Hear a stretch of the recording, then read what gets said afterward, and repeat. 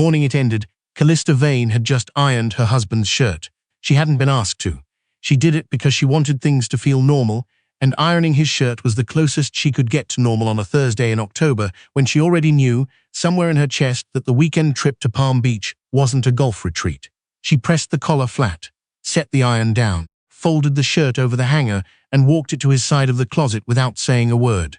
That was Callista, 37 years old, senior partner at the architecture firm she had quietly built from a two-person office in Charlotte into a company that now held contracts across 7 states. She was the kind of woman who ironed shirts she hadn't been asked to iron, who showed up to dinners she wasn't enthusiastic about, who kept her name off the press releases not out of modesty, but because she genuinely didn't need the credit. She had what she needed. The work was enough. Her husband, Prescott Vane, 41, VP of Development at Hargrove & Locke Construction, did not know that Hargrove & Locke's largest silent investor, the entity that held 31% of the parent company and had quietly absorbed 2 failing subsidiaries over the past 4 years, was a holdings firm called Callaway Meridian. He did not know that Callaway Meridian belonged to his wife. He thought she ran an architecture firm. He thought she was good at her job. He thought she was comfortable. He had no idea she was the reason his company was still solvent. The Vane family kept a house on Inlet Shore, a private waterfront community outside of Savannah that Prescott's mother, Georgette Vane, had purchased in 1994 and maintained with a kind of obsessive pride usually reserved for second religions. The house was too large for 4 adults and almost always empty, which made it the preferred location for every significant family event the Varnes chose to host, because an empty house with high ceilings and a view of the water made everything feel more important than it was. Callista had driven down with Prescott that Friday. 4 hours. She'd spent most of it looking out the window. He spent most of it on the phone. His sister, Joelle Vane, 29, was already there when they arrived, sitting on the rear porch with a woman Callista didn't recognize. That should have been the first note of warning. It wasn't unusual for Joelle to bring friends to family weekends, but this woman was positioned differently, leaning forward toward the table, not back, hands around a glass of iced tea, already comfortable, already like she knew where the glasses were kept. Prescott saw her and smiled in a way that was different from the way a person smiles at a stranger. Callista noticed. She didn't say anything. She carried her own bag inside. Georgette Vane was 66 years old and had never fully accepted that her son had married a woman who worked as much as Callista did. She'd said it plainly at the rehearsal dinner, not meanly, just practically, the way a person states a preference for a particular cut of steak. I always imagined Prescott with someone who'd be at home more. Callista had laughed because she thought it was a joke. It wasn't. Over 6 years of marriage, Georgette had refined her position into something more subtle. She didn't say anything directly. She just asked Callista, in front of company, whether she'd remembered to pick up Prescott's dry cleaning. She sent articles about work-life balance to Callista's personal email. She once told a room full of people at Christmas that Prescott had always been better at the emotional labor in the relationship, and then immediately changed the subject before Callista could respond. None of it was terrible. None of it was abuse. It was the slow, consistent drip of being reminded that you were tolerated, not chosen. Callista had spent 6 years deciding it wasn't worth the fight. The woman's name was Drew Weston. Prescott introduced her that evening at dinner as a colleague, but the way he said it, the careful, deliberate neutrality of it, told Callista everything. There's a particular tone a person uses when they're describing someone in a way that's technically accurate and completely dishonest at the same time. Callista had heard that tone before. She recognized it the way you recognize a song from the first 3 notes. She sat through dinner. She ate her food. She asked Drew polite questions about where she'd gone to school and what she was working on, and Drew answered with the careful friendliness of someone who had rehearsed. Georgette, for her part, was warmer to Drew in 2 hours than she had been to Callista in 6 years. Callista noticed that too. She went to bed at 10 and stared at the ceiling for a long time. Saturday morning, Prescott was already gone when she woke up. She could hear voices from the pool deck. She dressed and went downstairs, and when she walked outside, she found him standing in the water with Drew. Just standing, just talking, and his hand was on her back, and the way his head was tilted toward her was so familiar and so completely foreign that Callista stopped on the doorstep and stood there for a moment before she turned around and went back inside. She made herself coffee. She sat at the kitchen table. She didn't cry. She'd been preparing for this without knowing she was preparing for it, and what she felt was less like devastation and more like arriving at a destination after a long drive, tired and clear. Georgette came in from her morning walk at 8:30, took off her sun hat, and poured herself water. She looked at Callista sitting at the table and said, without preamble, "You know, it might help if you made more of an effort this weekend." Callista looked at her. "I'm sorry?" "With Prescott. He's been under a lot of stress. A supportive wife makes a difference." Callista turned her coffee cup on the saucer. "Once. Twice. He's in the pool," she said, with Drew. Georgette set down her water glass. "They're friends. I know what I saw, Callista." Georgette's voice took on that particular texture. Patient, disappointed, the kind a person uses with a child who's overreacting. "You have always made everything harder than it has to be. That's been the problem from the beginning. Prescott needs ease. He needs peace.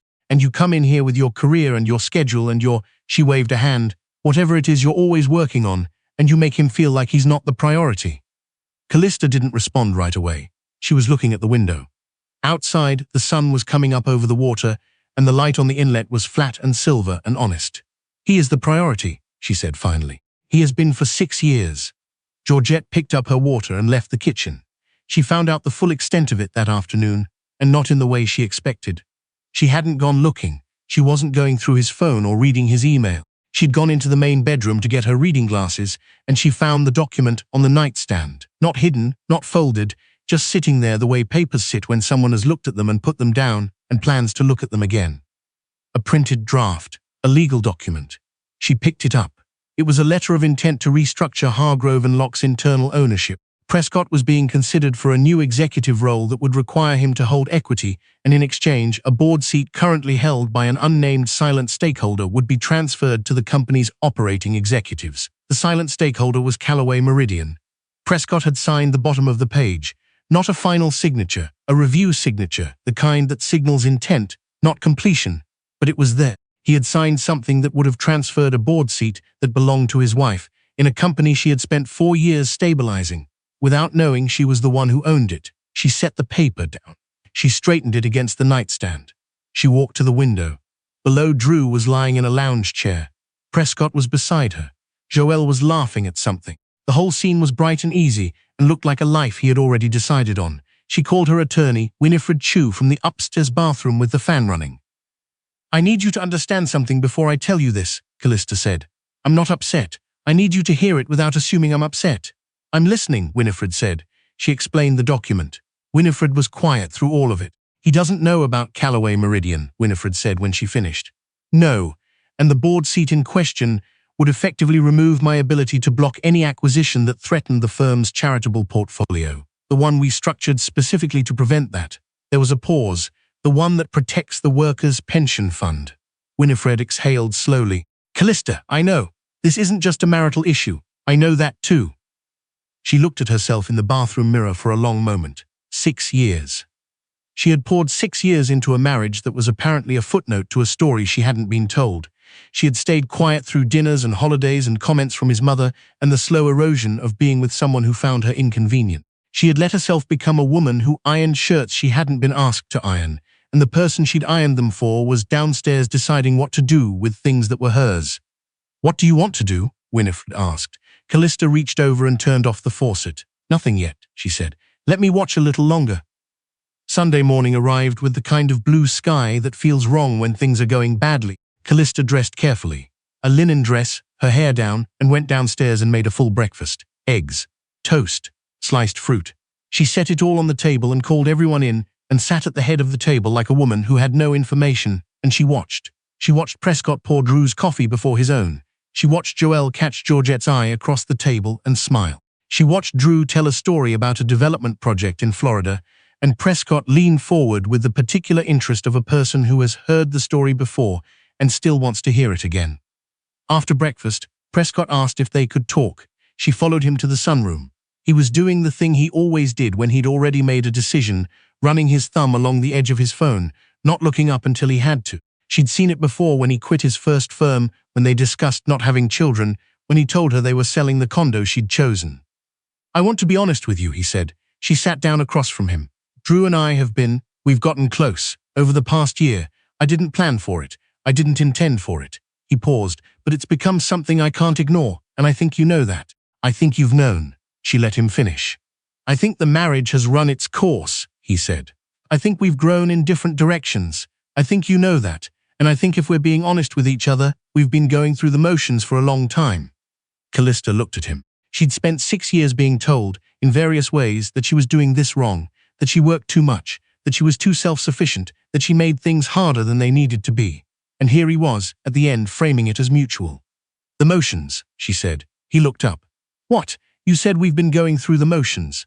I just want to understand which motions you mean. Whether you mean the life I built here, or the company I've been quietly keeping afloat, or—" "I'm not talking about the company." "I know," she said. "That's the interesting part." He didn't understand what she meant. She could see that. She let it sit there. "I'll have my attorney reach out," she said, "if that's the direction you want to go." She stood up. She smoothed the front of her dress. She walked out of the sunroom and closed the door behind her without pulling it shut hard. The thing about Hargrove and Lock Construction was that it had survived the 2021 contraction because of one decision, a quiet injection of capital through a subsidiary that no one on the executive floor had ever fully traced to its source. Prescott had been celebrated internally for his steadiness during that period, his ability to keep the development side running while the parent company's finances were under review. He'd gotten a commendation, a bonus. He'd taken the whole family to Turks and Caicos. What he didn't know was that the capital had come from Callaway Meridian, which was Callista, which meant that the celebration and the bonus and the trip to Turks and Caicos had been paid for, indirectly, by the woman he was now asking to leave quietly. The board reviewed the letter of intent 3 weeks after the weekend in Savannah. It was flagged by the General Counsel because the silent stakeholder's seat had certain covenant protections attached to it, protections that required explicit consent from the holder before any transfer could be executed.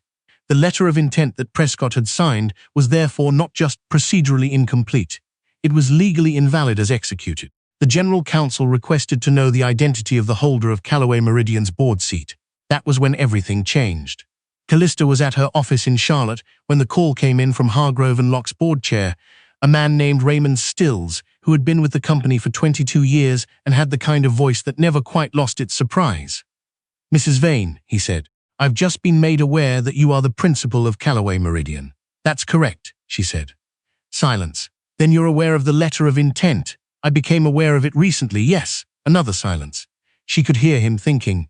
"Your husband," he started. "My attorney will be reaching out regarding the divorce," she said. "And separately, as principal of Callaway Meridian, I'd like to schedule a board meeting. I have some concerns about the pension fund restructuring that was proposed in the same document." Raymond Stills said, "Of course," and she could hear in his voice that he was rearranging his entire understanding of the past 4 years. Prescott found out on a Tuesday. His assistant brought him a letter from Callaway Meridian's legal team, and he read it twice before he understood what he was reading. Then he read it a third time. He called Callista. She let it ring. He showed up at her office in Charlotte the following morning without an appointment, which the receptionist noted with visible uncertainty, and which Callista observed through the glass wall of her office before she told her assistant to send him in. He sat down across her desk. He didn't look like a man who had spent a weekend by the water with someone he'd chosen. He looked like a man who had just understood the size of a room he'd been standing in. "Callaway Meridian," he said. "Yes, that's yours. It has been since 2019. He sat with that for a moment. "The 2021 capital injection. Yes. The Harmon Street acquisition. Yes. The pension restructuring block-in. Yes." Prescott. He was quiet. Outside her window, Charlotte moved the way it always did, without consideration for anyone's particular moment. "Why didn't you tell me?" he asked. She looked at him for a long time. "Because I kept waiting for it to matter," she said. "What I did, what I contributed. I kept thinking there would be a point where it registered. Not the money, not the business, just the fact of me. What I was building, what I brought here." She paused. "And it never registered. You were always looking for something easier." He didn't have an answer for that. She hadn't expected one. The pension fund remained intact. That was the part that mattered most to Callista, and she said as much in the board meeting 3 weeks later when she sat at the table for the first time as a named stakeholder rather than a silent one. There were 6 people in that room who had made decisions for years without knowing she was watching. She didn't perform anything. She just laid out the concerns she'd had since 2022 about the proposed restructuring, the risks to the 840 workers whose retirement accounts were tied to it, and what she intended to do about them.